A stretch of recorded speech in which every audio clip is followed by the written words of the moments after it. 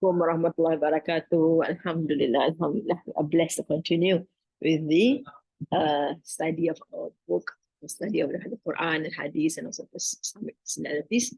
Let's continue on. Let's start off with the intentions for seeking knowledge and teaching. I intend to seek knowledge and to teach, to benefit myself and to benefit others, to remind myself and to remind others, to profit myself and to profit others, to usher adherence to the book of Allah and the Sunnah of Rasulullah sallallahu alaihi wasallam, to invite to guidance and to guide that which is good, seeking the face of Allah, His pleasure, His closeness, His reward, subhanahu wa ta'ala. Continue with the Fatiha. A'udhu billahi minash shaitanir rajim. Bismillahir rahmanir rahim. Alhamdulillahi rabbil alamin. Ar-Rahmanir Rahim.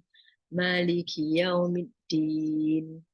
إياك نعبد وإياك نستعين اهدنا الصراط المستقيم صراط الذين أنعمت عليهم غير المغضوب عليهم ولا الضالين آمين. بسم الله الرحمن الرحيم. الحمد لله رب العالمين والصلاة والسلام على سيدنا محمد وعلى آله وصحبه أجمعين. اللهم ارزقنا يا ربي فهم النبيين وحفظ المرسلين وإلهام الملائكة المقربين في عافيتي يا أرحم الراحمين. اللهم افتح علينا فتوح العارفين وفقهنا في الدين وعلمنا التأويل وهدنا إلى سواء السبيل. اللهم انفعنا وارفعنا وعرفنا بالعلم النافع وانفعنا به أنفسنا وأهلنا وأوطاننا وديارنا وجميع المسلمين يا إله العالمين. الحمد لله الحمد لله الحمد لله. بسم الله الرحمن الرحيم. رب اشرح لي صدري ويسر لي أمري واحلل عقدة من لساني يفقه قولي. الحمد لله.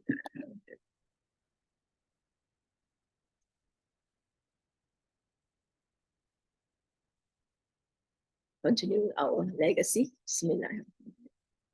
Still with Khawaja Nizamuddin Awliya. All right. We saw him. He left. He was asked to go to Delhi to teach, to instruct the people in the Islamic way of life. And because things in Delhi, as usual, when Muslims the conqueror, right? They are the kings of in Delhi. The Sultan there, they are very rich and very extravagant, and somehow they fall into the temptations of the world. When Khawaja arrived at Delhi, he had to face those sufferings and tribulations which had to be endured by all those who are elevated and illuminated and desire to show the path of virtue to others. This is always the case, right? This is part of the Sunnah of the way, Sunnah of your way, the way of the prophets. And the prophets are sent to places where there's lots of corruption and people have forgotten Allah subhanahu wa ta'ala. Because most of the cases of the prophets, these people have given partners to Allah subhanahu wa ta'ala in the form of idols. But in this case, they are Muslims still, and they are still praying to Allah. Some of them have forgotten their prayer to Allah subhanahu, the salat, the 5 daily salats, but they have sort of idolized life. The world has become their idol in that sense, and it's not easy to move people away from that state of wanting to run after the world. That is why it becomes a great trial for these people, right? Who try to bring people back to the path of virtue. This is a time when Delhi was rolling in the wealth, pouring from the four corners of Hindustan. So the Muslim empire then was really rich. everything was so plentiful and cheap that 2 seers of bread could be had for 1 jital. That's the currency then. And it was very cheap, like an amount of muskmelon for just 2 jitals. Lots of this you can buy. But the Khawaja had to pass his days in such a state of extreme poverty, and occasionally he could not provide even a loaf of bread for himself and his dependents. So somehow he doesn't have that kind of luxury as the others. So sometimes he allows himself to be in the state of poverty and not having a lot with him.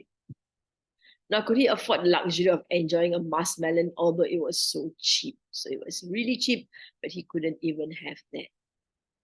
But not only reconciled to his frugal living, he even longed to pass on his days. That means that it's not that he is unhappy, he just loves it that way, to be poor and not to be rich. And this is the way of Rasulullah SAW also, and the Sahabas up to, we have Sayyidina Abu Bakr, Sayyidina Umar radiallahu anhu wearing clothes that patched up, not eating much. Rasulullah SAW doesn't have food for days. Sometimes they say just have water and dates, and that's what he lived on. And it is mentioned in this Sirah, for months there would be no fire lit up in his house. That means there's no cooking at all.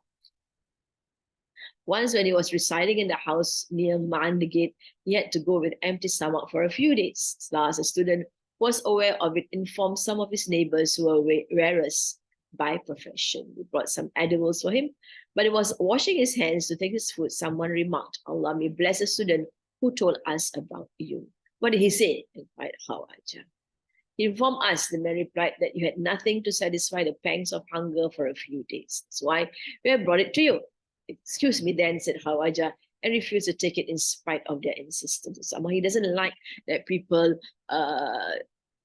talk about his condition. He is happy in that condition. And we have seen Rasulullah also moments where he would be praying and people would hear rattling coming up from his body, and then they realize that he actually ties stones to his stomach to contain the hunger of not eating. That's the way they attain closeness to Allah subhanahu wa ta'ala. Death of his Shaykh. Khawaja Nizamuddin paid the last bit to his Shaykh Khawaja Fariduddin 3 or 4 months before the latter died.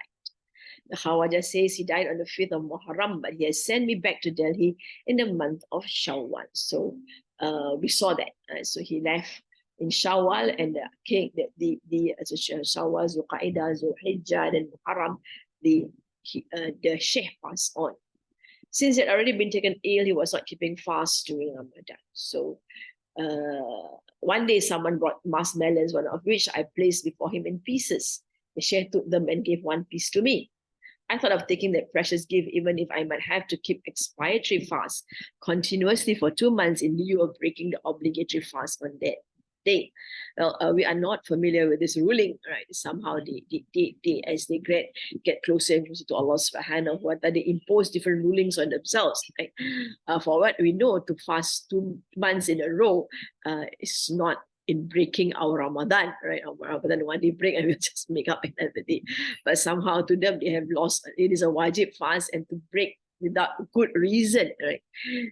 They would fast for 2 months in a row. And the Shaykh seems to give it to him. Well, he was thinking of breaking his fast because he thought, wow, Shaykh gives me something really precious, something from the Shaykh. I should eat it. But he forbade me, saying, oh no, the Sharia permits me, but not you. So the Shaykh was aware of his thoughts, and that doesn't allow him to break his fast, because he is not allowed to break his fast according to the law of Allah subhanahu wa ta'ala. But the Shaykh was sick and he could eat. The Shaykh had me in his thoughts before he died. Continues Khawaja Nizamuddin, or he said to those present, Nizamuddin is in Delhi. I was always away in Hansa. I was also away in Hansi when my Shaykh Qutbuddin Bakhtiyar Kaki died. So he's just looking at a condition of the Shaykh Nizamuddin. This is Fariduddin, thinking of his own Shaykh. When his own Shaykh Qutbuddin passed away, he was not with the Shaykh. So now Nizamuddin also is not with him when he passed on. Shaykh also wept while saying this. Khawaja Nizamuddin went to Ajudan after the Shaykh had passed away. So he wept because he remembers his own Sheikh, right, who passed away when he was not around. So Maulana Badruddin made over the Sheikh's robe, prayer mat, and staff to him as desired by Sheikh. So he was given the prayer robe, the mat, and the staff.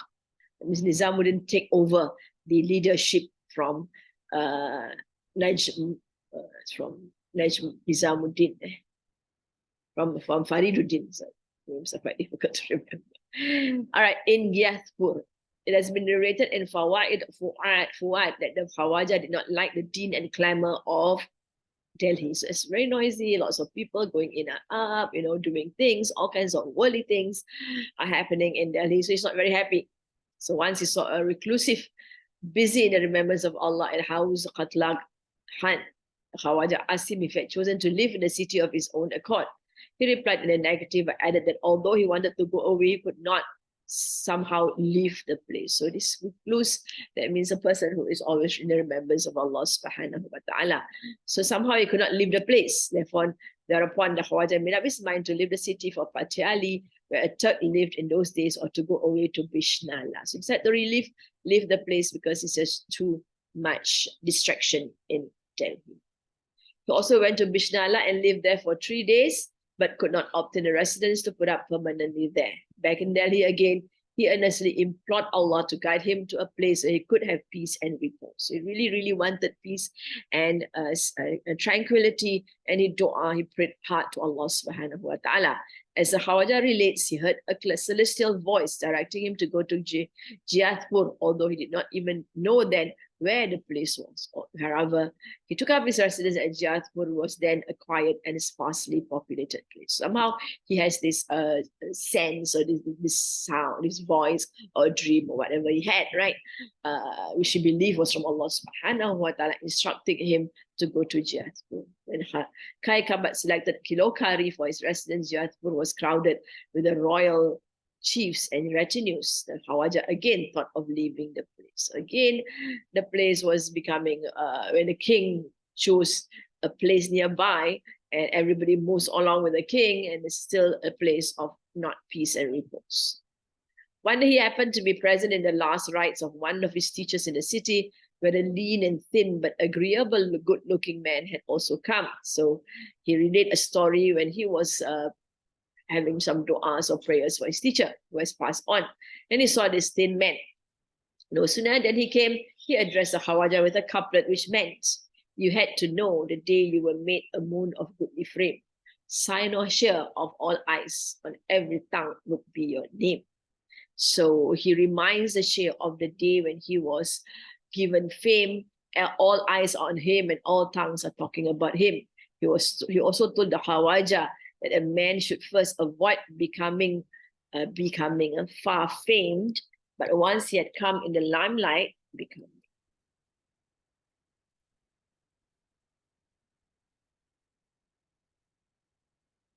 But once he is already in the limelight, then he should try to prove himself worthy of it so that he might not have to lose face before the Prophet ﷺ on the day of reckoning. This kind of talk are given by some people who just appear is always a reminder to the people of Allah subhanahu wa ta'ala, right? That they have a job, they have a duty to perform, and they wouldn't want to be in a bad state with Rasulullah sallallahu alaihi wasallam. So they want to be in the best of states with Rasulullah sallallahu alaihi wasallam.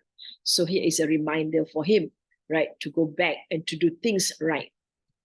The man then said to the Khawaja, is it at all virtuous to devote oneself to Allah's recollection only after retiring from the world?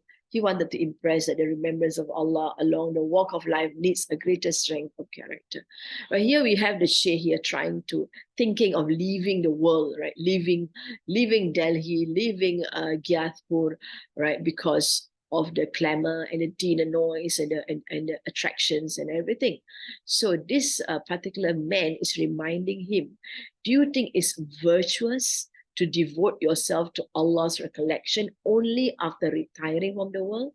That means, do you think that it is really right that you should leave the world, right, to do all your zikrs and prayers? Or is it, so in here, he is implying that isn't it better for you to be in the world, right?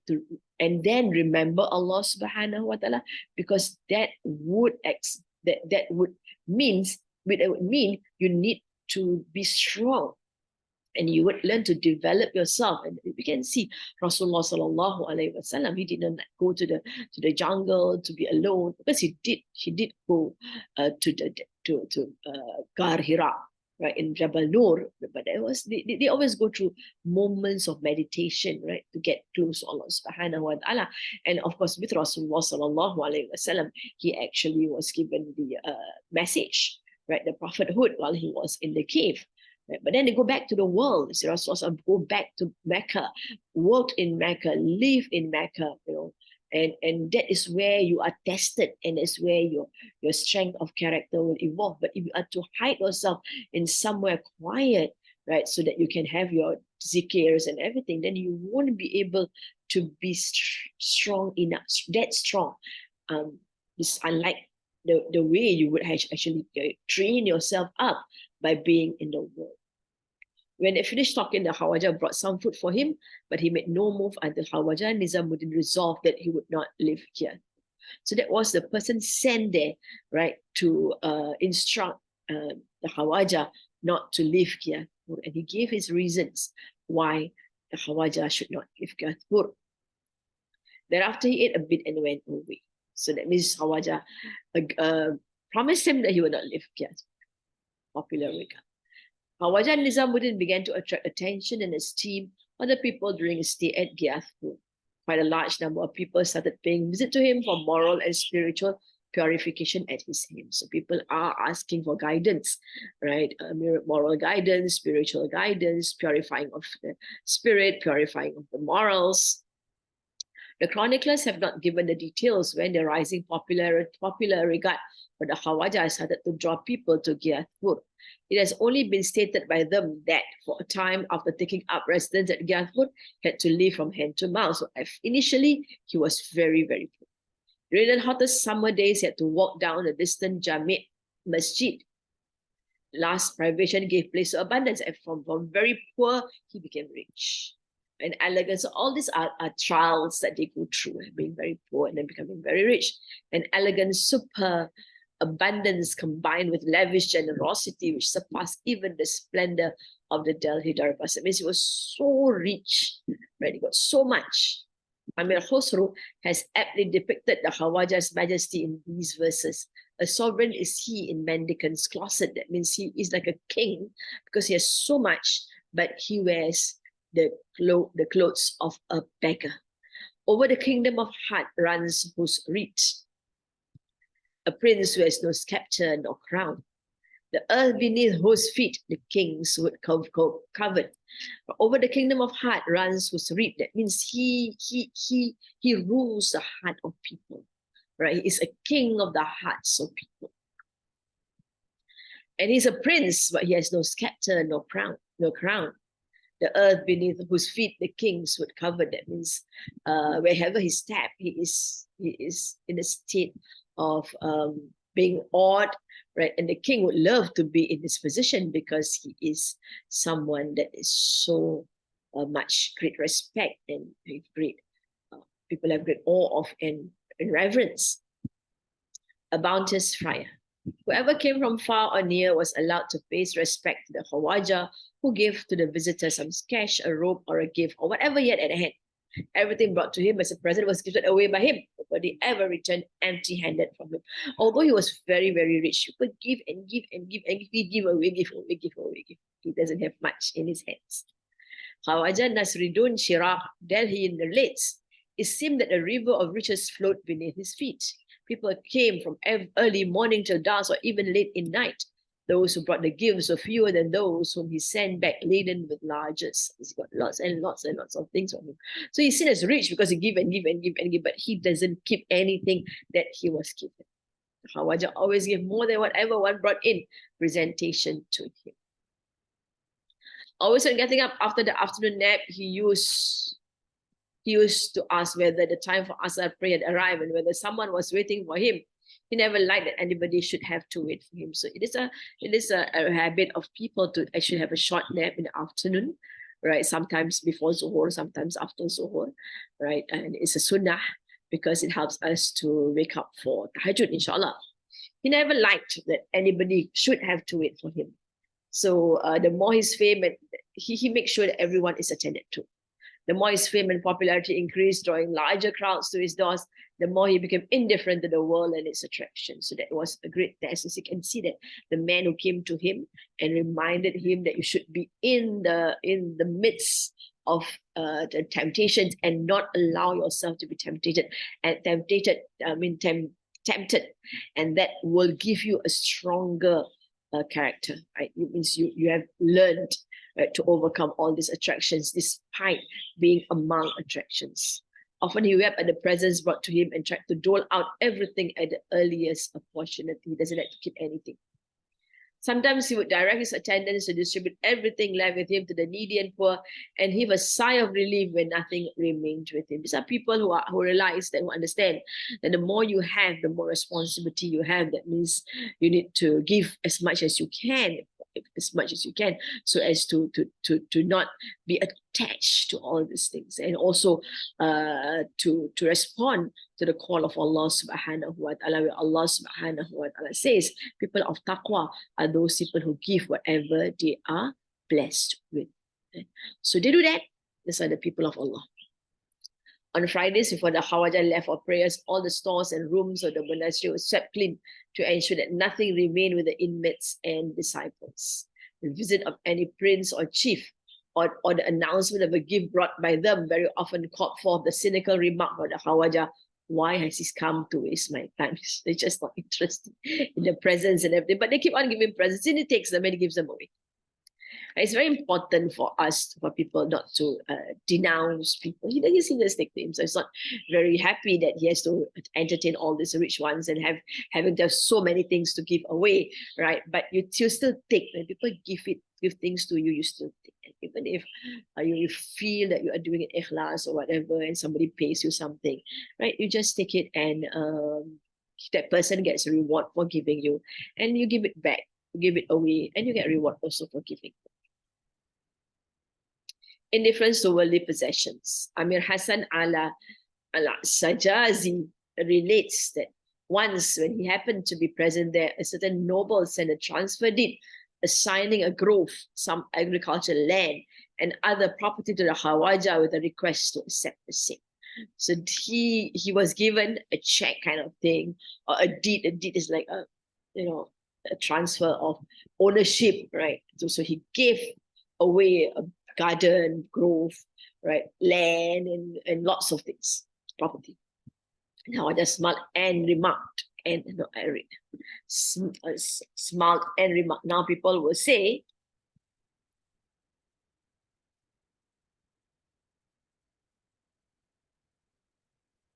the sheikh has gone to see his grove or the crops. So that means that when he has all these things, his mind will be distracted. He will want to see his garden. He will want to see his crops. And people will say, that is smart. But if I have to do with all these things, I don't need all these things in my life. None of my sheikhs ever had any land or property. The imperial kitchen, the Khawaja kept fast ever and anon. That was all the time, most of the time. But dishes of different varieties and tastes were always served up to the visitors, young and old, poor and rich, who were not only fed to their heart's content, but also allowed to take home whatever they liked. This is the state of affairs, because it's very rich, he's got lots of everybody. So he entertained his guests well. He himself doesn't eat, he fasts. The victuals served at the Khawaja's monastery were of the highest quality that the nobles and chiefs of the state found difficult to afford. And remember, long once they had tasted it. So things are really, really good, right? And they eat it well and they really enjoyed it. Quite apart from the spiritual regeneration of those who paid a visit to the Khawaja, his unbounded magnificence and filling of the empty stomach speaks of his bountiful generosity to the poor and lowly. So, of course, they came there to regenerate their spirituality. That means to get some kind of guidance, get advice from the sheikh, not just going there, but whatever the case is, he's so generous that they ate a lot. poor and the lowly all came to have their meals at his place.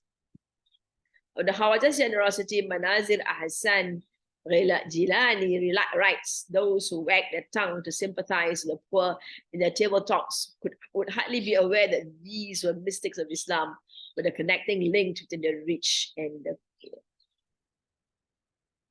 Right, so those people who talk about this poor and everything, they realize that actually the poor who are close to Allah subhanahu wa ta'ala is a link between the rich and the poor. Theirs were the courts which demanded tribute from the king. So the poor people, I mean the king, the Khawaja is poor, I mean he's rich, but he doesn't want to be tempted by all these things, or he doesn't indulge in whatever he has, right? But he actually demands tribute from the kings, right? Because of their spiritual heights. Such was the royal court of the Khawaja that even Khizr Khan, the heir apparent of the kingdom, was his devotee. They were his disciples and his followers. Kings are the followers of the Khawaja. Tolls and thieves flowed to the coffers of Alauddin Khilji from every part of the country, but he too had to pay an impost to this exchequer. These very monasteries were the channels which conveyed the shares of the indigent and beggars to them. So they gave money to Khawaja, who gave money to the poor and the poor and beggars. So he is a connection between the rich king in this case and the poor. So it all goes to him, and he gives to the poor. And this is what is meant by the adage: the property of a mystic is for the common good. Those mystics were the bridge along which both the poor and the rich walk to understanding. So whatever he has is for everybody, right? He has knowledge, he gives to the poor, he gives to the rich, right? And everybody comes around to him to understand, to get closer to Allah subhanahu wa ta'ala. He guides them along. Both presented themselves before the mystics in the same capacity. Very many people had their needs satisfied through them. In fact, there was hardly a time when in every part of the then India, the prophetic injunction, collect from well-to-do and distribute to the poor, was not implemented by these pure-hearted souls. So what it means is that these pure-hearted people, these people of Allah, right, they collect from the well-to-do and distribute to the poor. That is following the instruction of Rasulullah sallallahu alaihi wasallam. Wherever any mystic was delivered in, esteemed by the people of rank and authority, the poor always stood to gain by it. That's the way it is, right? The poor, the rich honors the mystics, then ask them to make du'as and things like that, and give lots of presents to the mystic, and hoping that they will get barakah by giving to this people of Allah. And of course, the poor gets it. The Khawaja always joined in the repast with his guests, but he seldom took anything except a bread or half a vegetable or a little quantity of rice. So he just joined them when they eat, but he hardly takes anything. Often he remained sitting with others at the repast, but took nothing at all. All right, so that's people of Allah subhanahu wa ta'ala, right? To attain such states, right, it's not easy, right? As mentioned, they need to be always in contact with Allah subhanahu wa ta'ala, caring for the poor and everything. So you can see somehow you wonder when he has all the time to do that. But of course, we know these people at night, they will stay up and do all kinds of ibadah, right, to get closer to Allah subhanahu wa ta'ala. Of course, there are acts of generosity, right? That in itself is a great ibadah. It's better than just devoting yourself to doing lots and lots of zikr. Al-Wafi, a thorough commentary on the 40 Nawawiyah. We're still at Hadith 22, Tariqul Jannah, path to Jannah, path of Jannah. Right. An Abi Abdillahi Jabir ibn Abdillahi al-Ansari anna rajulan sa'ala Rasulullah sallallahu alayhi wasallam. So this is the hadith. One man came and asked Rasulullah sallallahu alayhi wasallam. Then he said, Ara'ayta idha sallaytu salawatil maktubat wa sumtu Ramadan wa ahlaltul halala wa harramtul harama wa lam azid ala dhalika shay'an adkhulul jannah? Qala na'am, rawahul Muslim. So he says, right, do you see that if I pray whatever that is wajib on you to pray, and fast in Ramadan, and make what is halal halal and make what's haram haram, and I don't increase any of that, will I enter Jannah? Rasulullah says yes. Right? Ma'ana haramtul haram ijtanabtuhu wa ma'na ahlaltul halal fa'altuhu mu'taqidan hillah. Right? So whatever means that haram is haram, that means I will avoid it, and halal is halal, I'll do it as much as possible. All right. I'll abide by. Let's recap what we did last lesson. The religion is ease. We are informed here. This hadith explained to us that it is not that difficult, Islam. Just have to pray 5 times a day and fast in the month of Ramadan and ensure that what is halal you consider halal and what's haram you consider haram, and that's it. You go to heaven. So the religion is easy. A Muslim genuinely wants to enter paradise and honest about it. So here, this hadith, we know that this man is made Rasulullah because he's very concerned about the next world. He believes in the next world and he wants to enter paradise. And he wants to know exactly would he enter paradise if he did all that. Zakat and Hajj obligatory on those who are able. All right, he added on the commentary added on Zakat and Hajj. Right, some people might not consider from this hadith alone. People do make up rulings from whole hadith, you see, and this hadith they would say, oh, you see, just have to pray and just have to fast. No, nothing to talk about Zakat and Hajj. Right, so they did explain why not mention Zakat and Hajj, because Zakat and Hajj would be under those which are made lawful and against, and of course, lawful Zakat is something which is asked to do for those who are rich. So basically, prayer and Ramadan is for all, right? Because Ramadan also has the conditions, right? That if you're sick, you don't have to fast in Ramadan, but being sick, you have to pray at all times, whatever the case is. But Zakat is for those who have excess money, and Hajj also for those who are able to. There is no Islam without Salah. Salah is very critical in this thing, right? There is no way you can enter Jannah if you do not pray 5 times a day. Those who frequent mosques have faith. Those have faith. So we are informed that if you are people who love to go to the mosque to pray, it shows definitely you have faith in Allah subhanahu wa ta'ala, because you are eager to go to the house of Allah to do your salah. Those who leave salat and those who leave salat and deny its obligations. English terrible. Those who leave salat and deny its obligation. Those who leave salat and deny its obligation, then it's an apostate and must be killed. So there's a ruling that is made by scholars.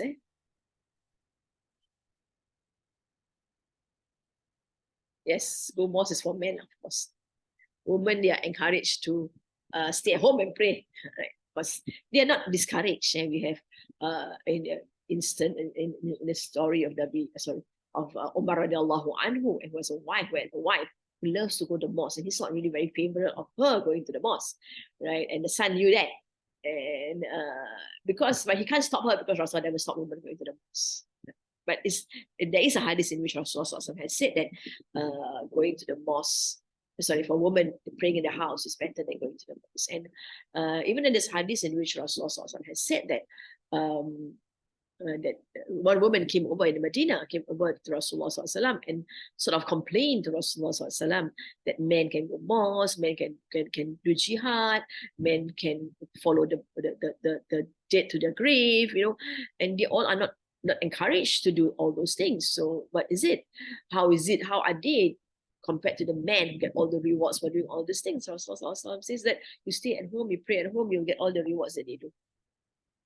So why do you want to do all these things? Nowadays, a lot of ladies like to go to the grave for burials. I actually not encourage for ladies to go to the grave. This hadith shows that it's something known that ladies do not go to the grave. And the man goes, for burial. Going to the grave for visits is okay, right? For us, and that reminds us and help us to get connected with the dead, in that sense that we meet to us whatever that we can talk about. All right, so that's going to the masjid for men is really a great reward, a very rewarding thing, and also it shows how much attached they are to the house of Allah subhanahu wa ta'ala. And also, there's a hadith in which Rasulullah informed us that one of those people who will be under the shade of the Arash on the day when the heat is just so intense are those who love the mosque. This is for referring to the men.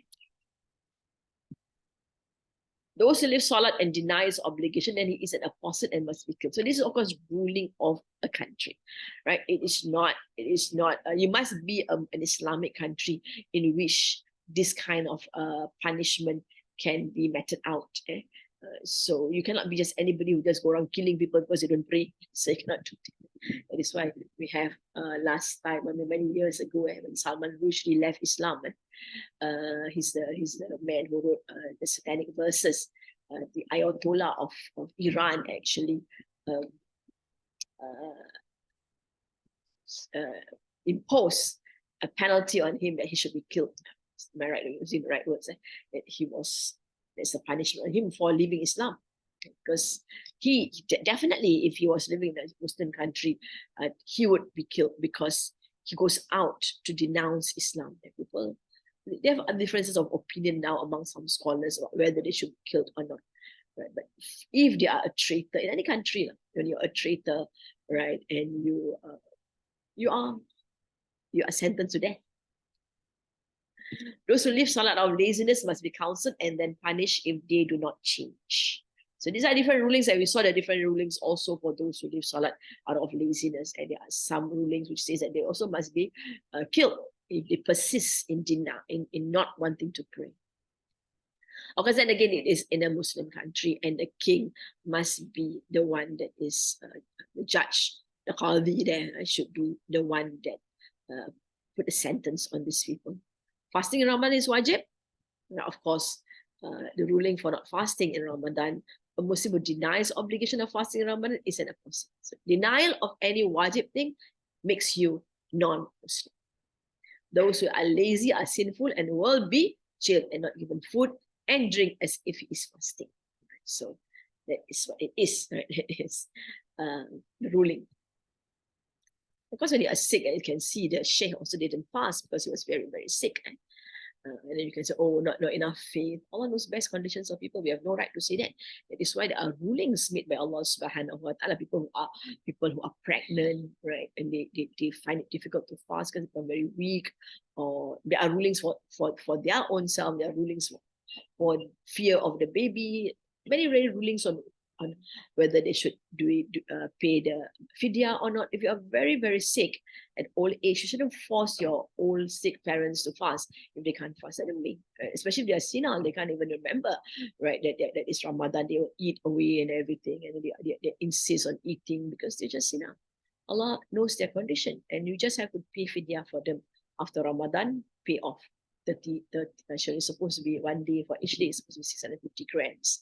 But we normally round up to 1 kilo, unless we are really having a lot of days to pay up, then or you don't have the kind of money, then we should stick to 750 grams per day. So 750 times 30 days, and that will come to much less than if you consider as 1 kg.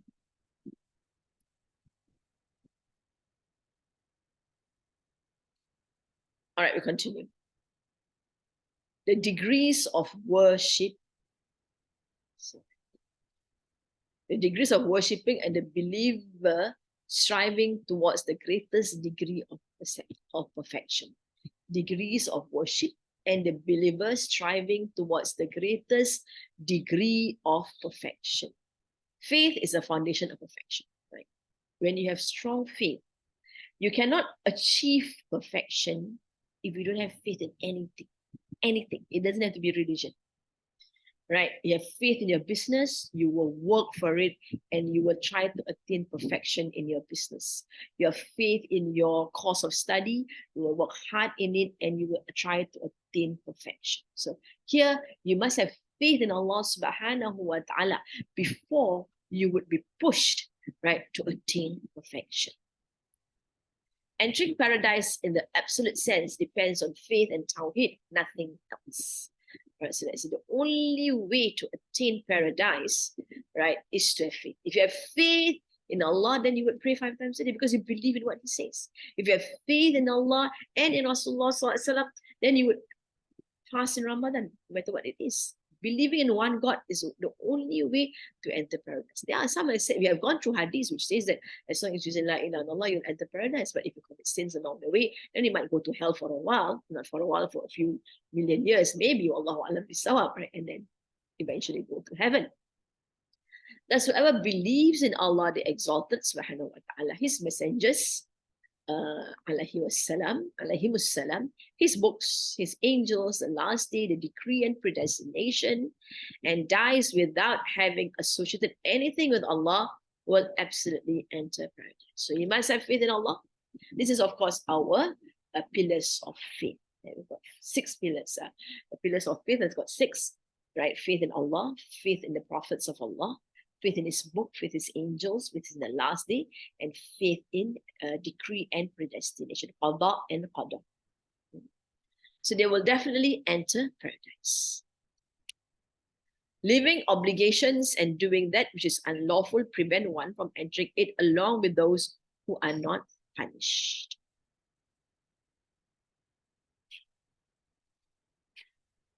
To leave what is wajib and do that which is unlawful will stop us from entering Jannah, along with those who are not punished. Not sure about that. Anybody can enlighten me about that statement? Is there a mistake in the statement that I've copied? Leaving obligations and doing what which is that which is unlawful prevent one from entering it along. Oh, sorry. Entering Jannah along with those who are not punished. So those who are not punished will enter Jannah. So those who do not do the obligations and do the unlawful, they will not enter Jannah with those who are not punished. All right. Whoever does any of that will not enter it until after accounts have been settled. So they will be accounted for their actions, because then that's where we have our mizan or our balance, right? And those who do good, lots of good, will be heavy, and those who does evil will be light. I mentioned also that those who do actions which are not for Allah subhanahu wa ta'ala, right? Their amals will be light, will have no weight at all. Right? It's like dust without weight, because it doesn't carry weight when you don't do things sincerely for Allah subhanahu wa ta'ala. You might be doing lots and lots of supposedly good actions, but it's not good because it is not amal salih. In the 2 Sahih collections, it is on the authority of Abu Dhar that Rasulullah said, there is no slave who says there is no God but Allah and then dies upon that except that he enters paradise. So some people take this as just saying La ilaha illallah and that's it, you're sure to enter paradise. Yeah, maybe, yes, you might enter paradise eventually, but we have discussed this hadith in which La ilaha, what does the statement, right, the testimony La ilaha illallah, what does it entails? The same collections, it is on the authority of Ubadah ibn as-Samit that Rasulullah said, whoever bears witness that there is no God but Allah alone, that Muhammad is his slave and messenger, and that Isa is Allah's slave and messenger, and his word that he cast into Maryam alayhi salam, and the spirit from him, right, that paradise is true and that is a fire is true, Allah enters him into paradise according to his deeds. So again, we have to believe in Allah. It's the only God. Rasulullah is a slave and messenger. Isa is a slave and messenger because there are groups of people, especially Christians, who consider Isa as son of God, which is of course not something acceptable. He is a slave and a messenger of Allah subhanahu wa ta'ala. And he is the word of Allah, right? That he cast into Maryam. Right? Allah subhanahu wa ta'ala says, kun fayakun, and Maryam has a baby, is impregnated, right? There's nothing to talk about there. And a spirit from him, that paradise is true. So it is a spirit from Allah subhanahu wa ta'ala. That paradise is true and that the fire is true. Allah enters him into paradise according to his deeds. So again, Allah puts them in paradise not just by saying that, not according to his deeds. So there will be accounting of deeds again. Doing the obligatory and leaving the unlawful is protection from the fire. doing the obligatory and leaving the unlawful is protection from the fire. So that's very important. Do your wajibs and avoid the evils. And Rasulullah has said, we have gone through the hadith also, in which Rasulullah said that whatever I forbid, do not do it. But whatever I ask you to do, then do it as much as you can. The basis of worshipping Allah is maintaining the obligations while leaving that which is unlawful. Whoever does so wins a great victory and achieves a huge success. So anyone who maintain the obligations, pray 5 times a day, and Ramadan, of course, wajib if you have more money, zakat and such, and protect yourself from all the unlawful, you will gain victory and achieve a huge success. Ahmad has collected the hadith of Amr ibn Murrah al-Juhani, who said, a man came to Rasulullah and said, Ya Rasulullah, I have testified that there is no God but Allah, and that you are the messenger of Allah. I prayed the 5 prayers, paid the zakat from my wealth, and fasted the month of Ramadan. Rasulullah replied, whoever dies upon this is with the prophets, the truly sincere, and the martyrs on the day of standing. Right, the prophets, that means they have done good, they will be with the prophets, they will be with the Siddiq, so the sincere Siddiq, and the Shuhada, and the Shaheeds on the day of standing. This will be the case, and he put up his 2 fingers as long as he does not disrespect his parents. So 2, he put them together like that, right? It means they will be like that together.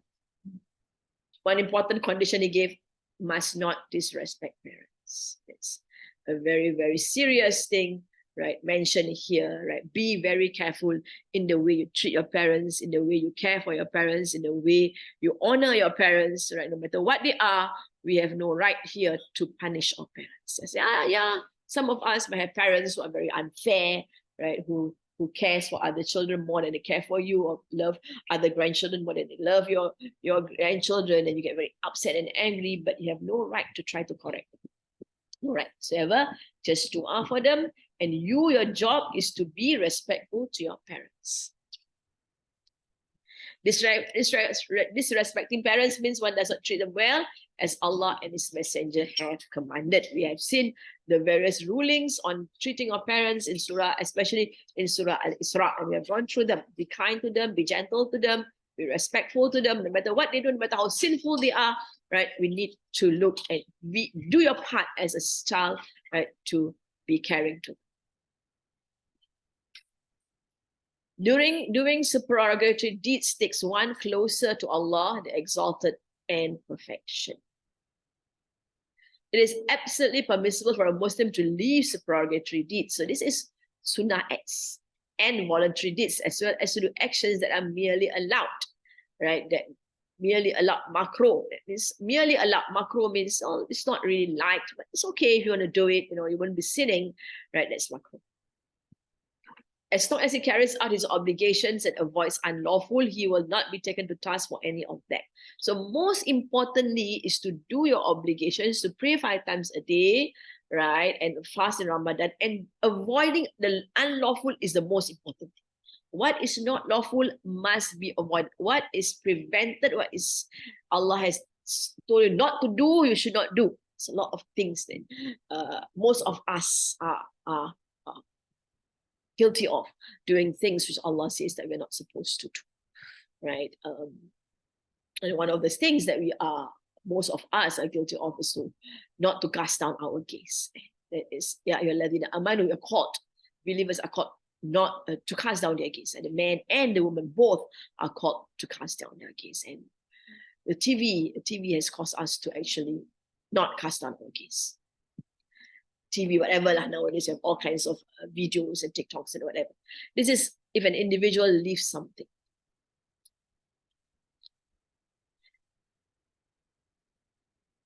Okay, this particular thing is about an individual.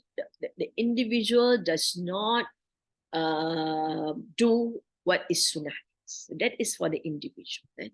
As for a group leaving something, such as the people of a village or a large neighborhood in a city agreeing to completely leave a sunnah act, the jurists have mentioned that they are fought until they come back. They are fought. it is not allowed for people to come together to denounce the sunnah of Rasulullah sallallahu alaihi wasallam. That's what it means.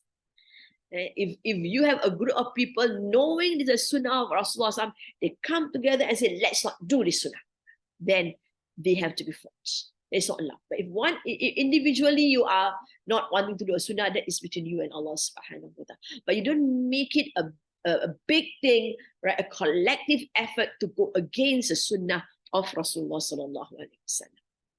They're taken to task for this because it informs of their aversion to their sunnah. So it reflects, right? It tells us that these people do not like the sunnah and have a lack of desire for it. And they become influential, right? They are influenced. They influence others to go against the sunnah of Rasulullah sallallahu alaihi wasallam.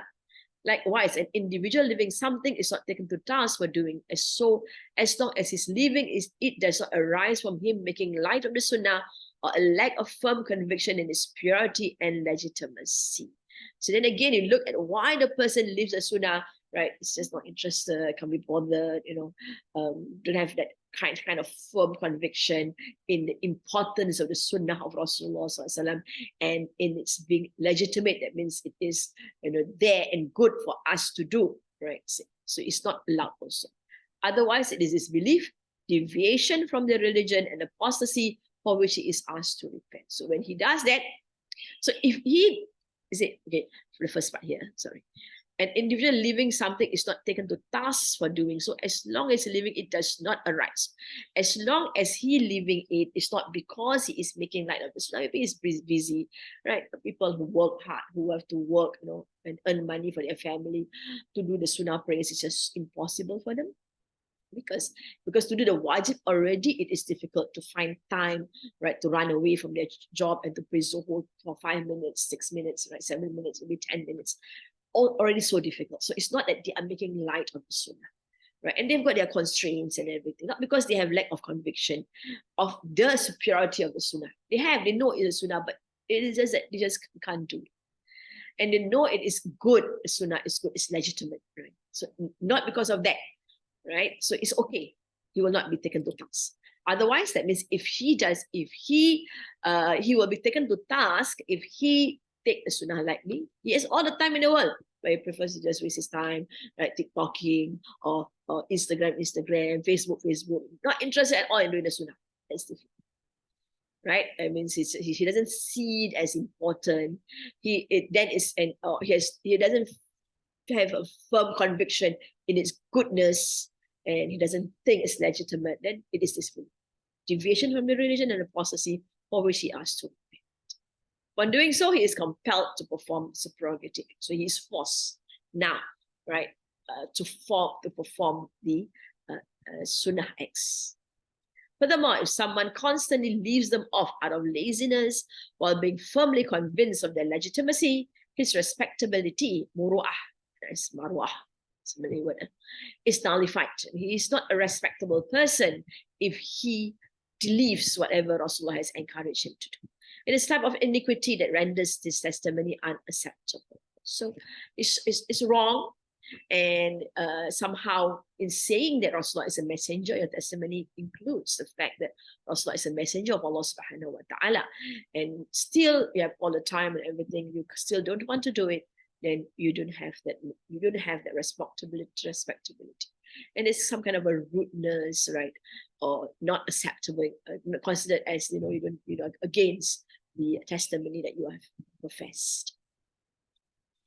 Yeah, as we grow older, we should be doing more of the sunnah acts in our sunnah acts, in our wudu. And most of us are not aware of the many sunnah acts during our wudu, because we don't have the understanding, we don't have the knowledge, or we didn't practice it.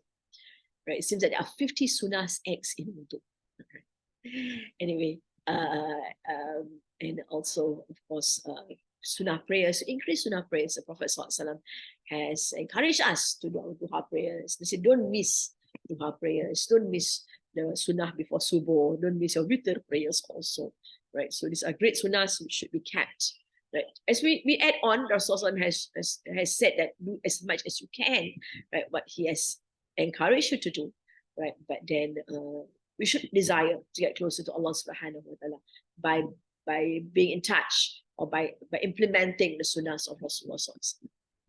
This is because it indicates negligence concerning the religion and its sacred rights, in addition to what the Muslim himself loses in terms of immense reward by leaving such actions. So by leaving a sunnah acts, you miss out a lot on the rewards.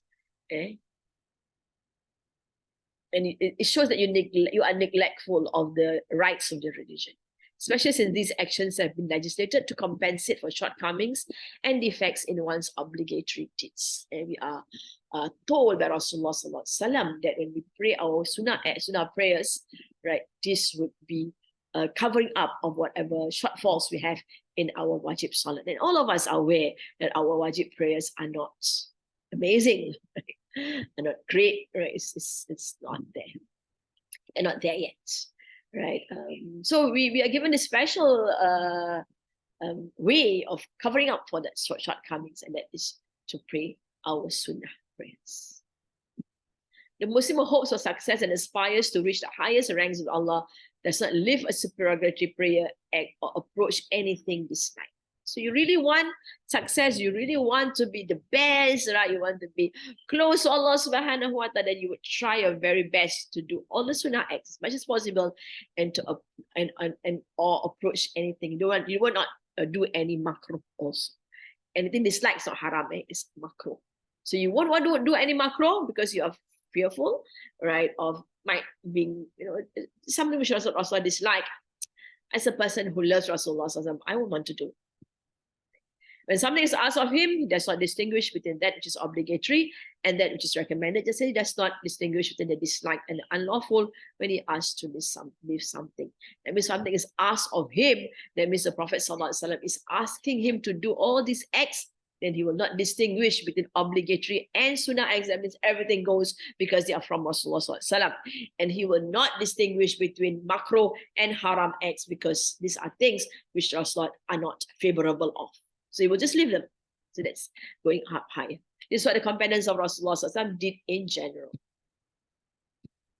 They did not make distinctions when they were commanded or forbidden. So it's a command, right? Sunnah is a command, do it, and forbidden or disliked, they just don't do it.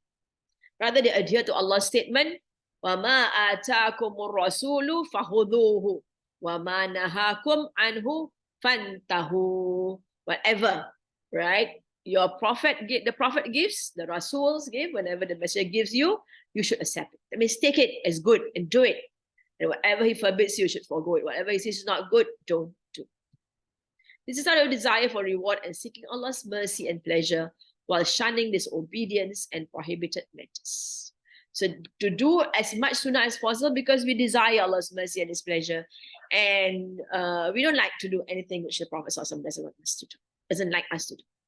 So the followers, the righteous of the first 3 generations, and the imams that followed them were the same. That's the way they see things. Whatever is asked, do. Whatever is not asked or disliked, don't do. Whatever is stopped, not stopped. Right? So it was the jurists who made these distinctions in their researches and elucidated the categories of legal rulings. So the fuqaha were the one who made these rulings, right? Obligatory, wajib, recommended, mandub, permissible, mubah, unlawful, muharram, haram, and disliked. So these rulings were not there during the Prophet's time. Whatever he says, do. Whatever he says, don't do. Right? But of course, he identified the obligatory ones. Fact that there is a man who can talk about what is wajib. So that means there were identification of wajibs. But then where they are concerned, sunnah acts is something which Rasulullah asked us to do. He says it's good to use a siwak after your wudu. And they will do your siwak. Do your siwak before your studies. Do your siwak before teaching. Do your siwak before lots of things. So they will do. They can use this to determine whether a legally accountable person's conduct is valid or invalid, such that it would need to be repeated or not, and other rulings. So these are the rulings of the jurists, and we learn all these things. And somehow people okay with makruh because it's not sinful anyway. But those who are closer to Allah subhanahu wa ta'ala would never think of doing makruh acts. So we see Rasulullah affirming this companion based on his statement by Allah, I will not add anything to that, and did not draw his attention to the superiority of doing extra voluntary deeds. Although he says that he will not do anything to that, He will not add anything there. Also did not draw his attention to the superiority of doing extra voluntary deeds. All right, we'll stop here for a while and continue with that.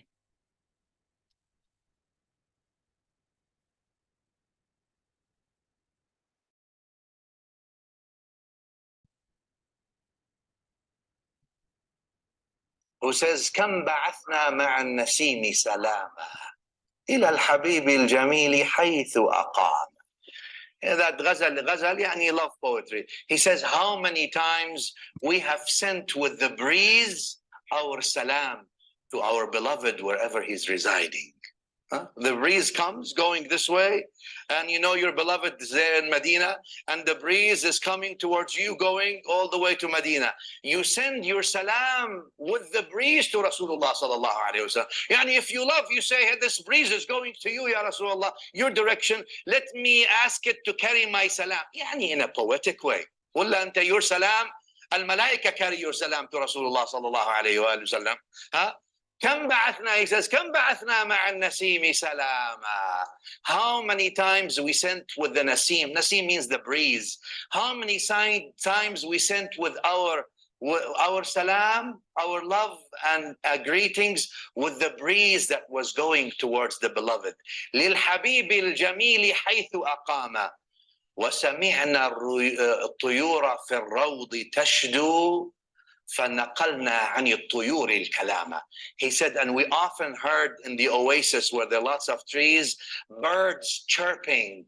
So we listened in and we've exchanged messages with these birds because those birds can fly and take our messages elsewhere. Or at least we told them, look, if you're going towards the direction of my beloved, oh bird, here's a chirp from me. Here's a tweet from me.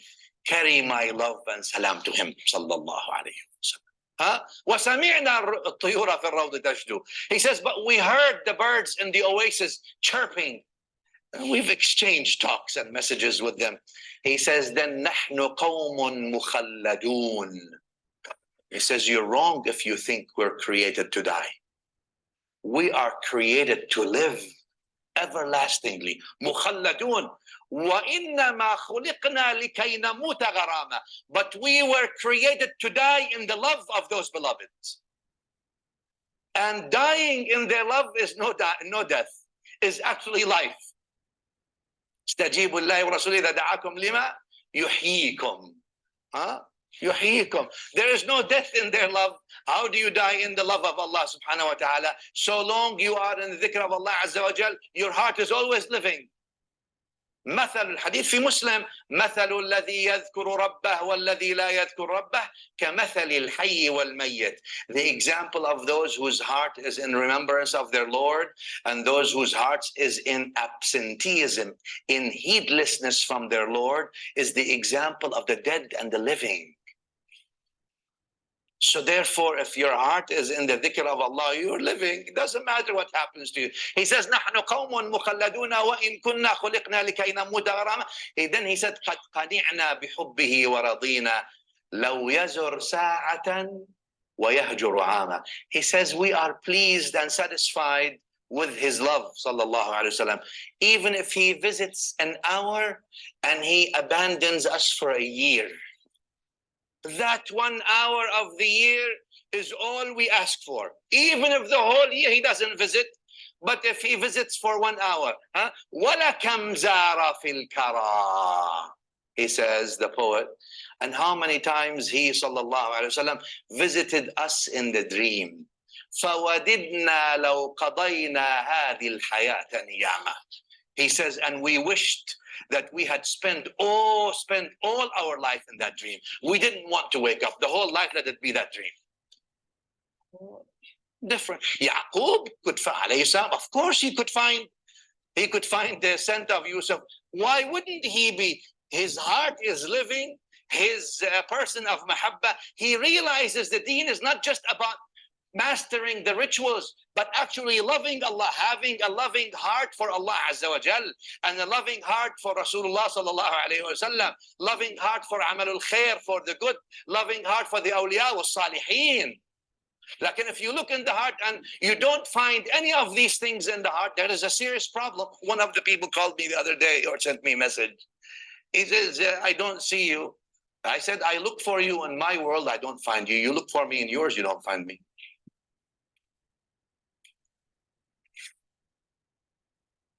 In the world where I am, I'm looking for you. I can't find you. In the world where you are, you're looking for me. You can't find me. Yani.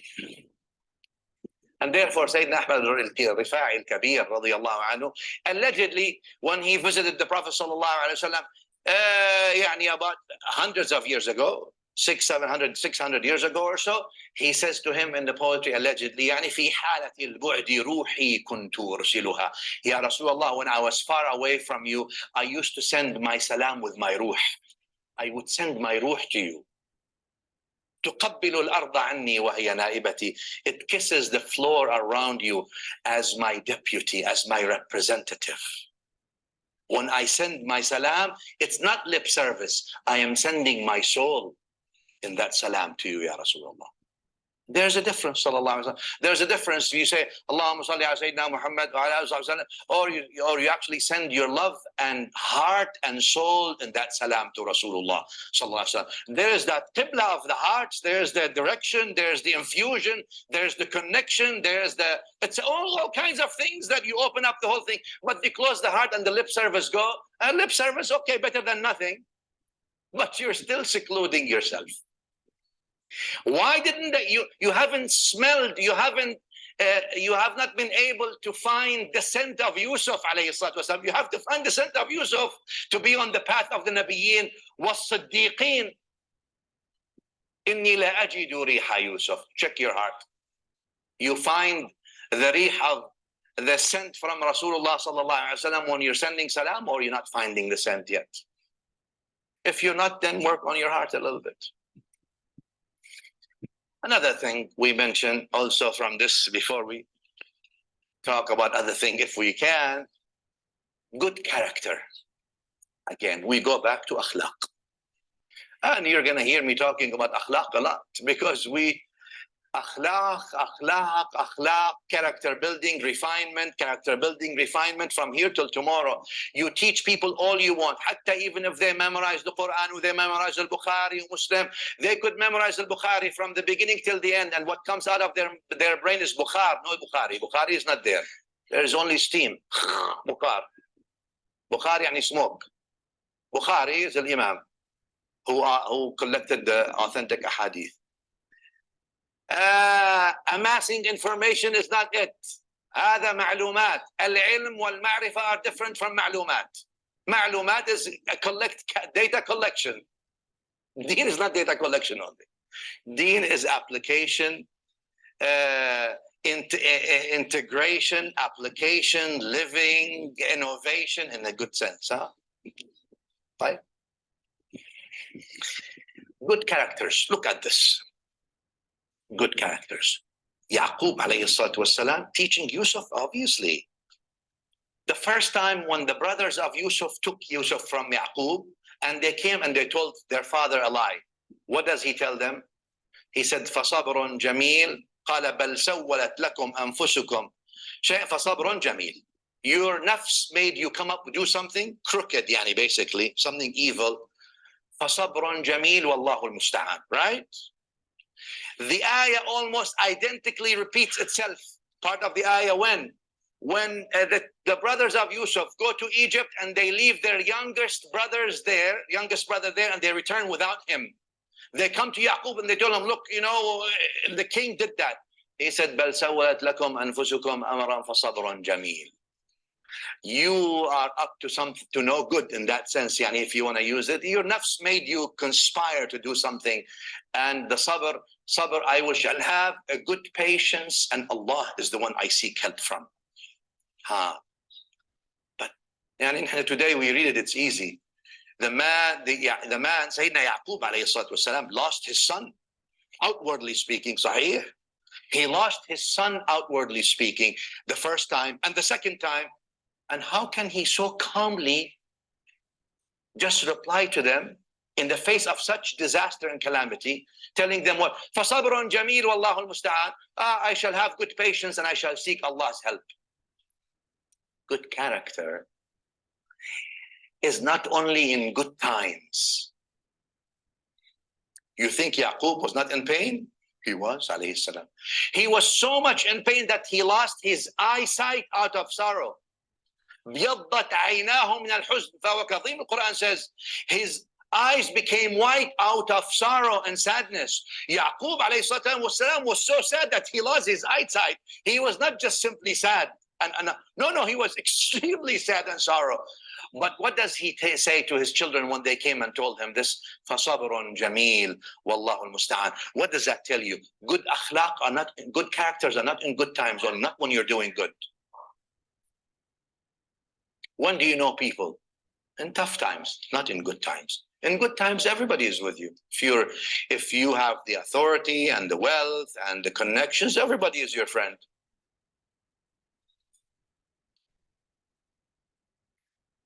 Good times and bad times do not affect those who have good characters. إن الكرام وإن ضاقت معايشهم دامت فضائلهم والأصل غلاب. The poet says. He says the honorable people, if life becomes tough on them, their ma'isha, their living becomes tough, دامت فضائلهم. Their fadail, their virtues remain. Maybe their wealth decreases, not their virtues. Their akhlaq remain. Maybe their position decreases, but not their akhlaq. دامت فضائلهم. He says, why? He says, وَالْأَصْلُ غَلَّابُ. He says, because their asl, their origin is overpowering. Their nature is overpowering. You see that in Sayyidina Yaqub teaching it to Yusuf alayhi salatu wassalam. Well, there's a story, I'll tell you the story, I may have told you that before. Allegedly, huh? Right, we'll take a break. We'll stop here. Continue with our lesson. We have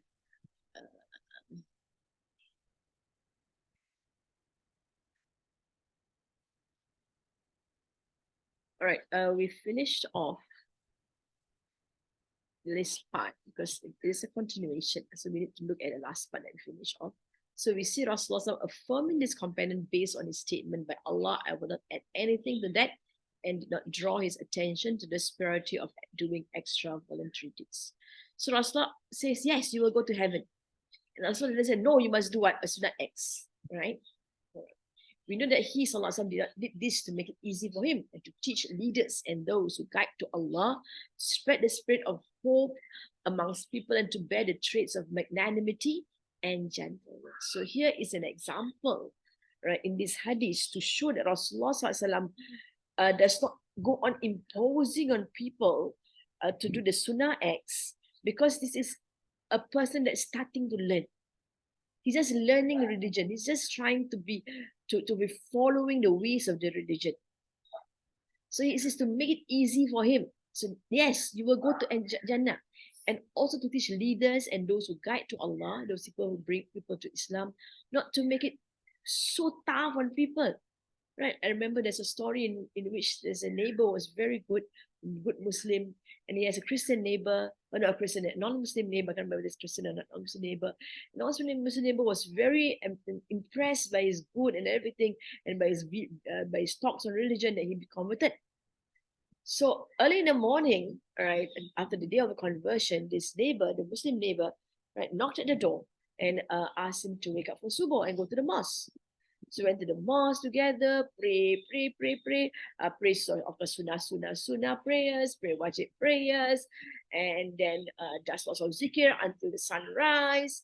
And this is, of course, teachings of Rasulullah. You do a zikr until sunrise, and then after that you do a sunnah prayers, and then after that he go on to the maybe more of the duha prayers. So duha prayers minimum 2, maximum is 8, right? So after the whole day of doing ibadah, the convert says, I'm sorry, I can't have this religion.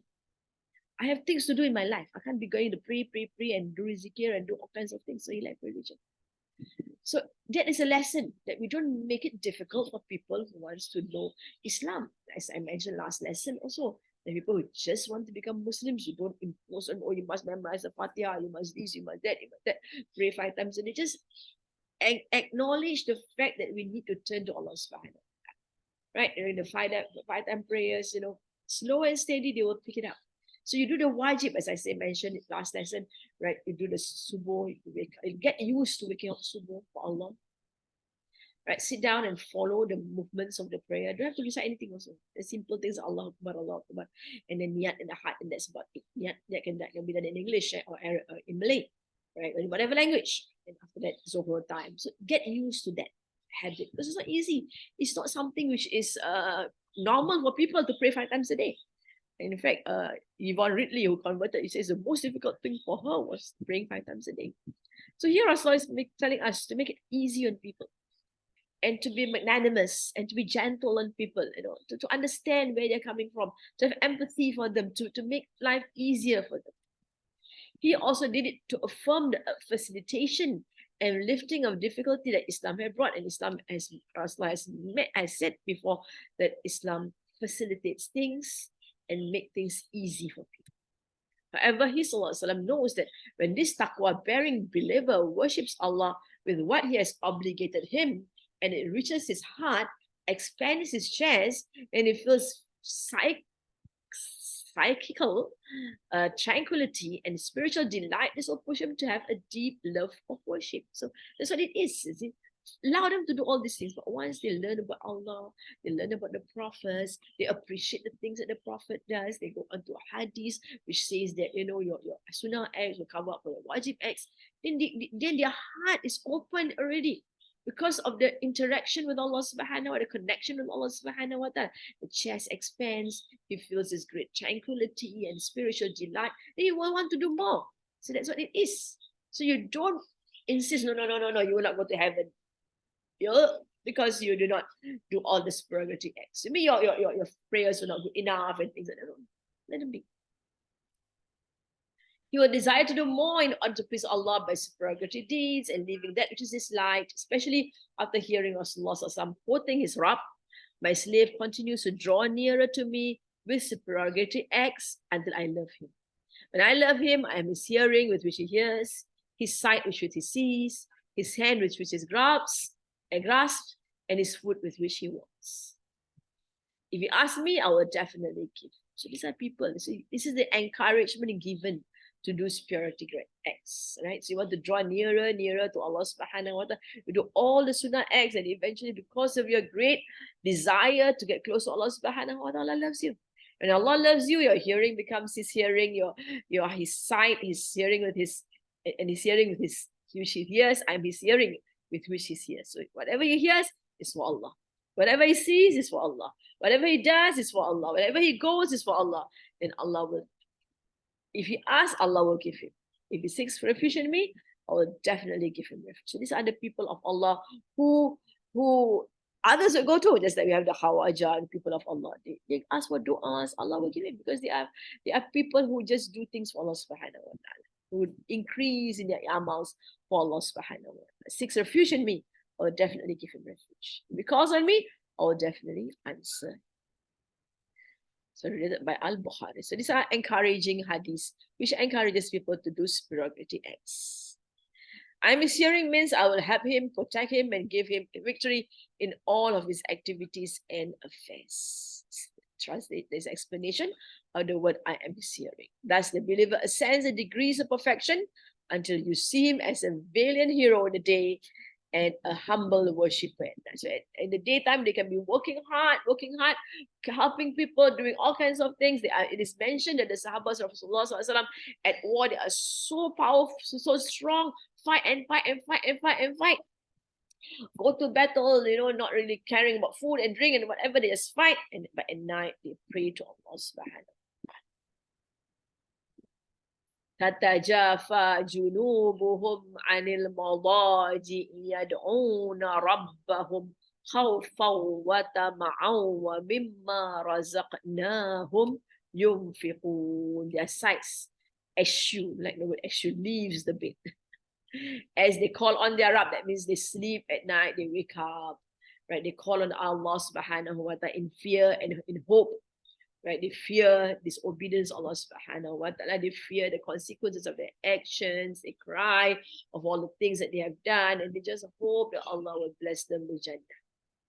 And they give of what we have provided, right? And they give of what we are provided. They are people who sadaqah. You see that also in the Khawajah? Sadaqah, sadaqah, sadaqah, non-stop sadaqah. Surah Sajdah, verse 60. All right. Continue with our Fussilat. All right. We didn't go through this part, right, last lesson. But we'll just read through. This disbeliever said, not listen to the Quran and make noise, perhaps you may overcome.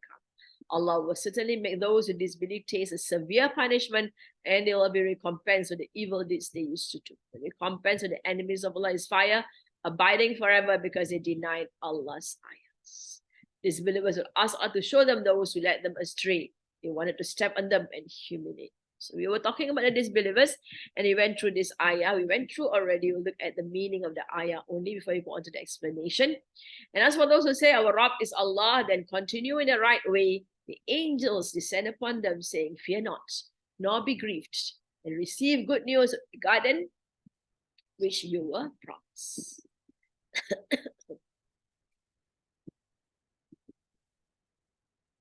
All right. Inna alladhina qalu rabbuna. Surely those, they said, Allah is our Rabb.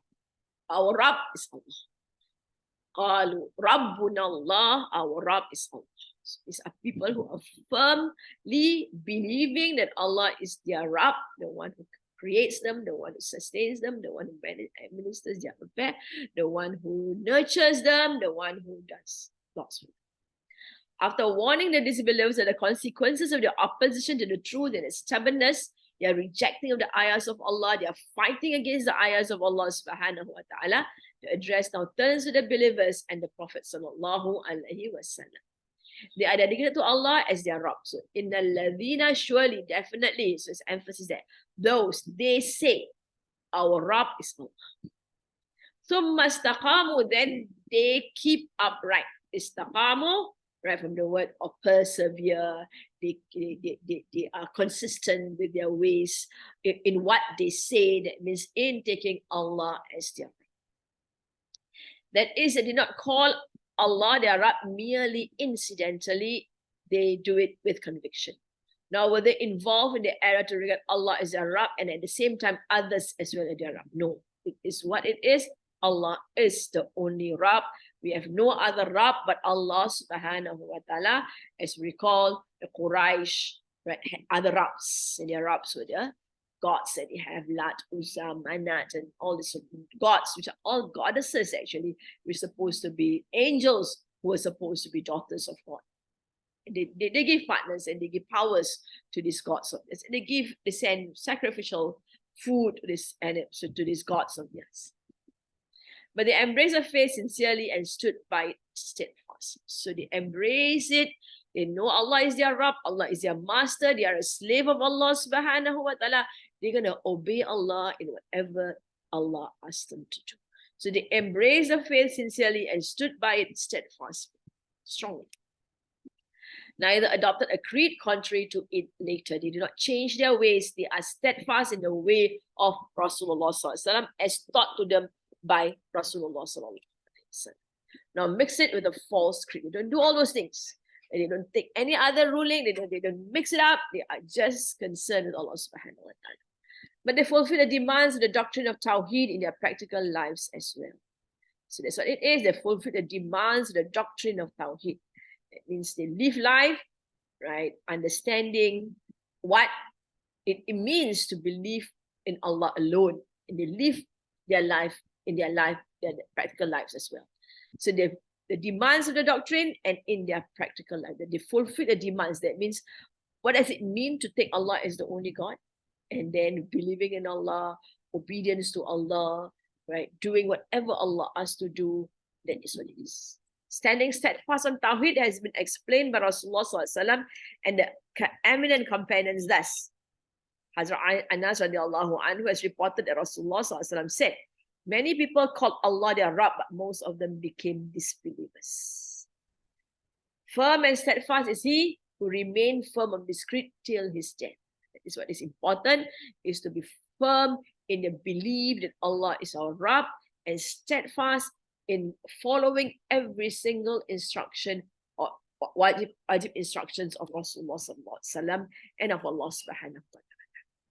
Abu Bakr radiallahu anhu has explained it thus: then he did not associate another with Allah, did not attend to any other deity besides him. That means everything is exclusive for Allah subhanahu wa ta'ala, observing whatever Allah asks him to do. Umar radiallahu anhu once recited this verse in the pulpit and said, by Allah, the steadfast are those who remain firm on obedience to Allah, do not run about from place to place like foxes. It means they are not cunning, they are not stealthy, they are very obedient to Allah subhanahu wa ta'ala.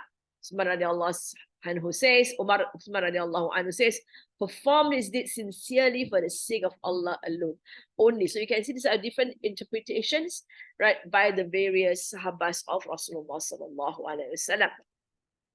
Ali radiallahu anhu says, perform the duties enjoined by Allah faithfully and obedient. Anything that Allah asks, they will do. Faithfully and obedient. Tatanazzalu alayhimul malaikatu alla takhafu. Angels keep coming down. And the angel says, don't fear. Don't fear. This is Allah's gift to those who are steadfast in His path. It is not necessary that the coming down of the angels may be perceptible, and the believers may see them with their eyes or hear their voices with their ears. Although Allah also sends the angels openly for whomever He wills, generally they're coming down for the believers, especially in hard times when they are being persecuted by the enemies of truth, takes place in imperceptible ways, and their voices penetrate into the depths of their hearts as peace and tranquility instead of just striking the eardrums. Allah is saying the angels will come down and say, don't fear. Because you are on the path of Allah, you have no fear whatsoever. Whatever comes your way, right, you have Allah for you. Allah is there for you. The angels will be there for you, caring for you, looking after you. Might be persecuted, things might be difficult, but having Allah in your heart, obedience to Allah at all times, right, despite all the difficulties, will bring you out victorious and successful. And you will have no fears of losing, no fears of being injured, no fears, because eventually you go to heaven. And this, as mentioned, angels do come down. We know angels do come down with Nabi Ibrahim alayhi salam, right? With Siti Maryam alayhi salam, right? The angels come with Rasulullah salam. Of course, the angels are there, but for believers, right, the angels do not come down anymore to give us messages anymore, but the angels come down in such different ways that we are not able to perceive, not by the eardrums that we hear the voices of the angels, but it is a form of tranquility and peace that we have in our hearts because the angels are with us. Some commentators have regarded this coming down of the angels as restricted to the time of death or grief, or the plane of resurrection. So these are opinions of scholars also, right? When the angels come down, right, that you're about to die, you're in a state of fearfulness. Angels says, don't be afraid. You go to heaven, inshallah, or in the grave. The angels will talk nicely to you, because you will not be punished, because you are people of Allah. People who are steadfast after you declare that Allah is your master. But if the conditions in which this verse was sent down are kept in view, there remains no doubt. The real object of stating this thing here is to mention the coming down of the angels on those who struggle with their lives in this world in the cause of the truth. Work hard for Allah subhanahu wa ta'ala, who are into troubles because of Allah subhanahu wa ta'ala, being abused because of your strong faith in Allah subhanahu wa ta'ala. We've seen people who are being killed, right? I mean, last week was the anniversary of we call it anniversary. There's a day to remember the atrocities done on the Boston Muslims. Terrible. When you read about it, it's really sad what they go through. But these are people of faith in Allah, and they will be blessed with Jannah in the next world. And we see the Janin right now also in Palestine. The Muslims are being tortured. But the Muslims, when you hear them, they always say, Alhamdulillah, Alhamdulillah. Just like the Quran, the people of the ditch, right? How they were thrown into the fire, they're thrown in the boiling water, into the fire, ditch of fire, right? And as they are being thrown, they can even declare the names of Allah, Al-Aziz and Al-Hamid. They praise Allah still, and they know Allah is Almighty. These people they are witnessing to their own crimes, as Allah put in the Quran, and they will be punished for doing that. So they have no fears. Allah is there for us. So that they are consoled and encouraged, and they rest assured that they are not helpless, but the angels of Allah are at their back. So Allah's angels are there with us because we do things right and go on believing in Allah subhanahu wa ta'ala, obeying Allah subhanahu wa ta'ala. Although the angels also come to receive the believers at the time of death, they also welcome them in the grave in the state of barzakh. That means the angels those who are good, they are well received in the grave, and the grave is a garden from the garden of Jannah. And they will also accompany them constantly on the day of resurrection, when the time resurrection takes place, until their entry into paradise. And the company is not particularly restricted to the hereafter, but remains available in this world. Be assured that the angels will be there for you all the way, because you are people who stood up for Allah subhanahu wa ta'ala. Context clearly shows that in the conflict between the truth and falsehood, just as the worshippers of falsehood are accompanied by the devils and mischievous people, so are the believers accompanied by the angels. On the one hand, the companions or the worshippers of falsehood show their misdeeds seem fair to them, and assure them that the tyrannical and dishonest acts that they are committing are the very means of their success, and through them only will their leadership and dominance remain safe in the world. They think they are great, that they are the powerful ones, that they can do whatever they want to do, that they will remain safe in the world. But what about the things? This is their concept, that they're thinking. These are people of falsehood. They really believe that they are going to be successful in this world, and they are the only one through which success remains, and their leadership will be there for them. Wala tahzanu, and don't grieve. Don't fear and don't grieve. Mujahid, As-Suddi, Zaid bin Aslam, so all scholars, and his son said this means at the time of death, and they will say, Allah tahafu, Allah tahafu, and don't you fear.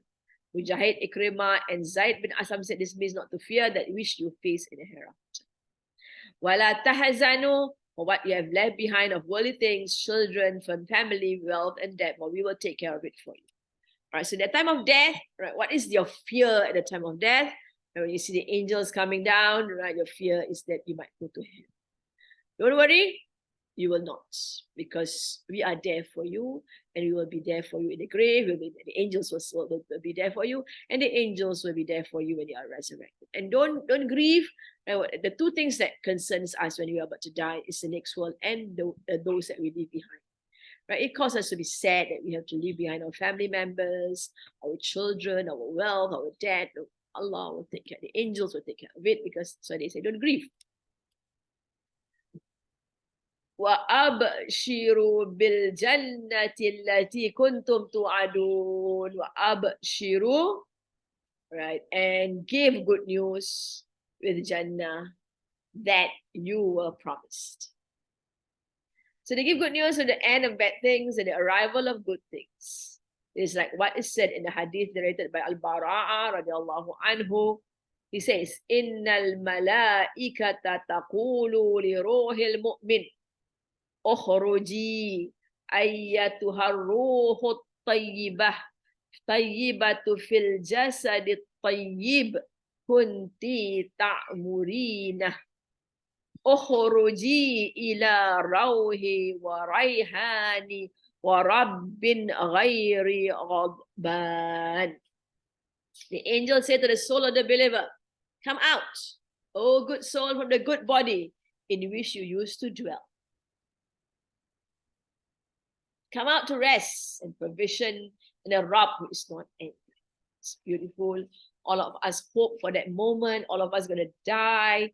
We hope that the angels will come to us and bring us our soul slowly, calling our soul as a good soul from a good body, right? We have dwelt in a body, we have lived life, obedience to Allah subhanahu wa ta'ala, right? The body is the one that does the actions, not the, right? And the soul stays in that beautiful body, and you are called out of there to rest. Why? Because in this world we are working hard, day in and night. We toil day in and night for Allah subhanahu wa ta'ala.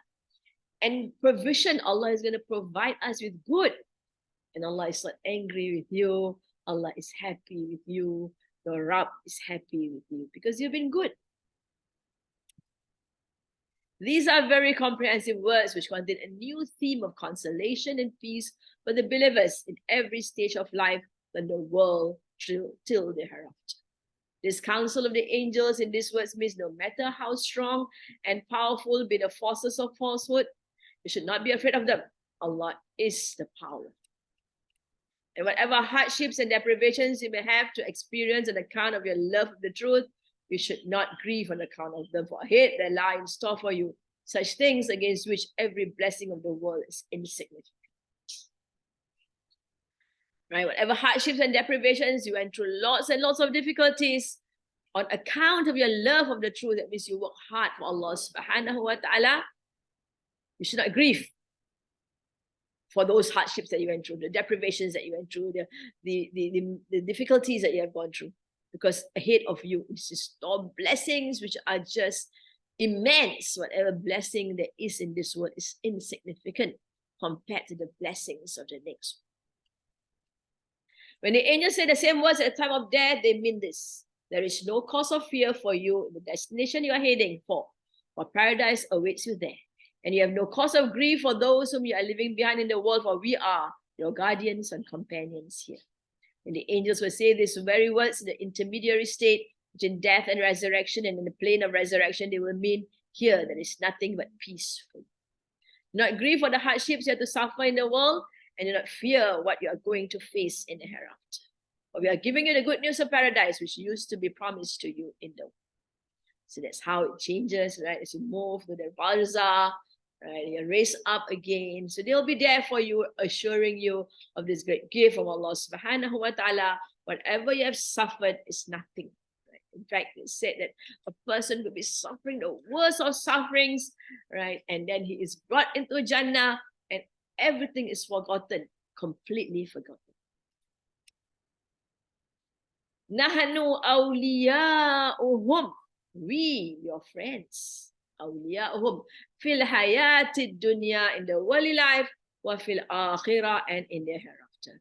Walakum, and for you, fiha, in it, ma tashtahi, whatever you wish, whatever your souls, anfusakum, whatever desire your souls. Walakum, and for you, fiha, in it, ma tadda'un, whatever you ask. We are your guidance in this world's life and the hereafter, and you shall have therein what your souls desire, and you shall have therein what you ask. So the angels continue. Nahnu, we are friends, we are your friends, we are your companions in this world and in the hereafter. Imam Muhammad Baqir radiallahu anhu, is the great grandson of Rasulullah sallallahu alaihi wasallam, he said, it's narrated as saying that angels say unto believers that they protected them from afflictions and hardships, and upon death, they protect them against satanic temptations. We are aware of that. We might, as believers, and no matter how difficult life is for us, it is what Allah subhanahu wa ta'ala has told us, Inna ma'al usri yusra, for surely with the difficulty is lots of peace. Being a believer, right, we are able to manage lots of difficulties in our life. Because of our great belief in Allah's help, because of our hope in the mercies of Allah subhanahu wa ta'ala, because of our turning to Allah in times of difficulties. And there are Allah, and when we are in a bad state, we keep go on giving sadaqah, right? We know Allah is protecting us from much severe afflictions. We are protected from much severe hardships. These afflictions and hardships, we go through them well. Right, we are grateful to Allah, we hold on, we are patient, right? Allah, Rasulullah said, this is good for us. And at death, we know the shaitan will come around, right, to prevent us from becoming, from dying as a believer. Even we know the story of Imam Ahmad. When he was about to die, he was going to die, the Sahabas were just saying, La ilaha illallah, La ilaha illallah, La ilaha illallah. His friends and his disciples. He says, no. And then he fell into unconsciousness. And then he became out of his unconsciousness, and he became conscious. They asked him, why is it you are saying no to la ilaha illallah? He says, no, I was saying no to the devil who was trying to seduce me. See, these are the very, very high grade people. So the devil also disturb you. So, but angels will protect you from the temptations of the devil. It will be thereafter that they will protect them from the severity of chastisement and will accompany them into Jannah. The angels will say to the believers when death approaches, we have been your friends, your close companions in this world, protecting you and helping you by the command of Allah subhanahu wa ta'ala. Because you take Allah as your Rabb and you are steadfast in following, in abiding by the rules and regulations of Allah subhanahu wa ta'ala, you are a true slave of Allah subhanahu wa ta'ala, the angels are there. And will be with you in the hereafter, keeping you from feeling lonely in your graves. And the trumpet is blown, and when the trumpet is blown, we will reassure you on the day of resurrection. It will take you across the Sirat and bring you to the gardens of delight. These are the rewards of those people who stay firm in the path of Allah subhanahu wa ta'ala. Increase reading the Quran, doing the tahajjuds and prayers, sadaqah, helping others out there. You will be blessed, definitely, inshallah. وَلَكُمْ فِيهَا مَا تَشْتَهِي أَنفُسُكُمْ. And for you all, especially for you, in the garden, whatever you wish, مَا تَشْتَهِي أَنفُسَكُمْ, whatever your soul wish, whatever you want, you'll get it in the garden. In paradise, you will have all that you wish for, and that will delight you. وَلَكُمْ فِيهَا مَا تَدَعُونَ. And in it, and for you especially, in it, right, whatever you ask, you can ask for anything in the world, in Jannah. As soon as they are taken to Jannah, they will be offered outstanding hospitality from Allah subhanahu wa ta'ala, and will be able to have and enjoy anything they desire or ask. That is the reward of them. Nuzulam min ghafurir rahim, and entertainment. Nuzulan. Nuzulan is actually, some translators actually say appetizers. Min Ghafurir Rahim, Allah is from the Ghafur, the forgiving, and Rahim, the merciful. Nuzulam min Ghafurir Rahim, entertainment. Nuzul refers to what is served to guests following the arrival, that means appetizers. Like an appetizer, yes, that is, its attention and favor given to them constitute the first act of hospitality. Right, a special treatment, welcoming food. I mean, this world we go to hotels, we get welcoming drink, right? So, wow, we get welcoming drink, welcoming fruits, right? But then it's great rewards from Allah subhanahu wa ta'ala. You can get whatever you want. What they will be given later is only known to Allah subhanahu wa ta'ala. To desire what you wish, that's what you've also mentioned in the previous verse, right? And to get whatever you ask for, right? That is a special treatment you get, but later on you'll get more than that. This is because this is just appetizers.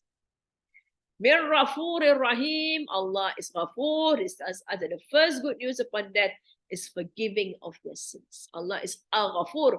We know we are trying our very best as human beings, as slaves of Allah subhanahu wa ta'ala. We work very hard, and we know there's lots of shortfalls in our acts of ibadah, our prayer, our salah. We try our very best to do as much as we can to be khushu, and still we're not khushu. Halfway through we lapses and we go into some other environment, not in the presence of Allah subhanahu wa ta'ala. But Allah knows the striving is important. It is not the result. You put in effort again and again and again, right? Turning to Allah, having hope in Allah subhanahu wa ta'ala, fearing His punishment, Allah will forgive you. That's the first thing. Ghafur from Allah subhanahu wa ta'ala. Allah Almighty is Rahim, so He will bestow all bounties upon them. Now Ghafur, we are doing acts, He will forgive us of all the misgivings or the shortcomings of our acts. Rahim is a mercy of Allah, especially for those who devote their lives to Allah, who turn to Allah, who acknowledges Allah subhanahu wa ta'ala as their God, and keep on obeying Allah again and again and again and again, no matter in any circumstances, right? And they will be there for Allah subhanahu wa ta'ala, and Allah will have mercy for them. Let's consider the blessings bestowed by Allah subhanahu wa ta'ala upon those people who revive the two significant principles of monotheism, and perseverance. First, they believe Allah is their Rabb. They take Allah as the Rabb, and they say, Rabbuna Allah, Allah is our Rabb. And then they istiqamah, they persevere in the path of obedience to Allah subhanahu wa ta'ala. Man attains to a station in which angels descend upon him through his belief and perseverance. So believing in Allah, that is Allah is our Rabb, and istiqamah, perseverance, and proclaim unto him the divine message which abounds in divine mercy and favor. The first and the second good news are Allah takhafu wa la tahzanu, not you have fear, you will be in a state of fear, you'll be fearing, or that you will be grieving.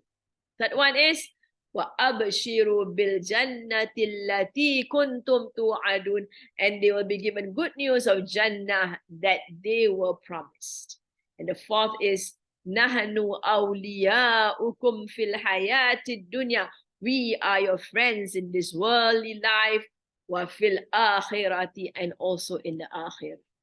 Fifth good news is وَلَكُمْ فِيهَا مَا تَشْتَهِي أَنفُسُكُمْ, and for you in it whatever you desire, your soul's desire. Sixth one is وَلَكُمْ فِيهَا مَا تَدَّعُونَ, and for you especially in it whatever you ask for. Seventh and the last told to believers by angel is that you are Allah's guest, abiding in his everlasting paradise, and all the bounties and blessings are offered to them as they are his cherished guests. Nuzulam min Ghafurir Rahim, an entertainment from a God that is Ghafur, all forgiving and all merciful.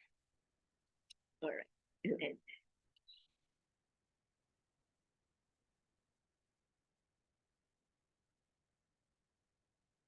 اللهم أنت ربي لا إله إلا أنت خلقتني وأنا عبدك وأنا على عهدك ووعدك ما استطعت أعوذ بك من شر ما صنعت أبوء لك بنعمتك علي وأبوء بذنبي فاغفر لي إنه لا يغفر الذنوب إلا أنت. Bismillahirrahmanirrahim. Alhamdulillahi Rabbil Alamin. Wassalatu wassalamu ala Sayyidina Muhammad wa ala alihi wa sahbihi ajma'in. Rabbana anfa'na bima 'allamtana. Rabbi 'allimna alladhi yanfa'una. Rabbi faqihna wa faqih ahlana wa qarabatil lana fi dinina مع أهل القدر أنثى وذكر. بسم الله الرحمن الرحيم. العصر إن الإنسان لفي خسر إلى الذين آمنوا وعملوا الصالحات وتواصوا بالحق وتواصوا بالصبر. سبحانك اللهم وبحمدك نشهد أن لا إله إلا أنت نستغفرك ونتوب إليك. سبحانك اللهم وبحمدك نشهد أن لا إله إلا أنت نستغفرك ونتوب إليك. سبحانك اللهم وبحمدك نشهد أن لا إله إلا أنت نستغفرك ونتوب إليك. الحمد لله الحمد لله الحمد لله.